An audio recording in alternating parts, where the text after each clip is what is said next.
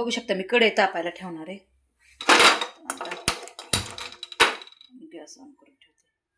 तुम्ही बघू शकता मी ना ढबू मिरची बघा, सिमला मिरची एक एकदम बारीक, हे बारीक आहे बघा सिमला मिरची. ह्याच्यात मी काय काय टाकलंय माहिती का? तो कूट, शेंगदाण्यात कूट असं भाजून शेंगदाणे घेतले आबडदोबड, थोडंसं लाल तिखट, थोडा मसाला, मॅगी मसाला, थोडे जिरे टाकलेत कुटून मस्तपैकी, मध्ये अजून थोडंसं बेसन पण टाकलंय बघा.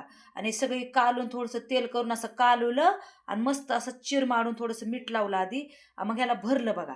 आता मी याला फोडणी देणार वेगळी पद्धत, जरा जिरी मोहरीची कडक चांगली फोडणी देणार आहे तुम्हाला. खूप सोपी पद्धत आहे, खूप सुंदर लागते सिमला मिरची बघा.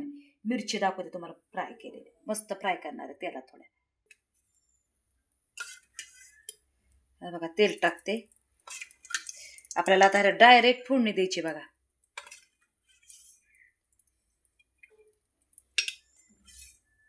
खूप सोपी मिरची बरं काही, तापू देते बघू शकता. मोहरी टाकली बरं का, चांगली तडका बसू द्या बरं का. थोडीशी हळद पण टाकणार आहे म्हणजे कसं खूप छान लागतं बरं. लो करायचं बरं का गॅस, असे सगळे सोडायचे असे मस्तपैकी मध्ये. इतकं भारी लागतं ना, बघू शकता तुम्ही.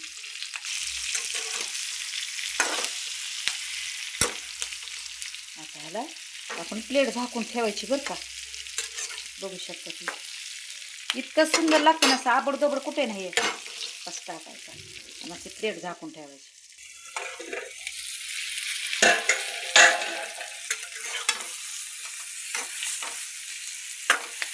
एका प्लेटमध्ये काढून दाखवते तुम्हाला. सगळ्या अशा मिरच्या दाखवणार आहे मी. कशी झाली मिरची तुम्ही बघू शकता. हे बघा, बघा कशी झाली तुम्ही बघू शकता. तुम्ही पाण्याचा जर थोडा हापता टाक, थोडंसं पाणी शिपडायचं बरं का. तुम्ही बघू शकता किती सुंदर मिरची झाली.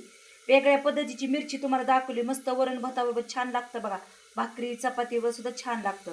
तुम्हाला ही माझी मिरची करणं आवडलं असं माझ्या चॅनलला शेअर करा, लाईक करा. थँक्यू, धन्यवाद दिसून. आमेन.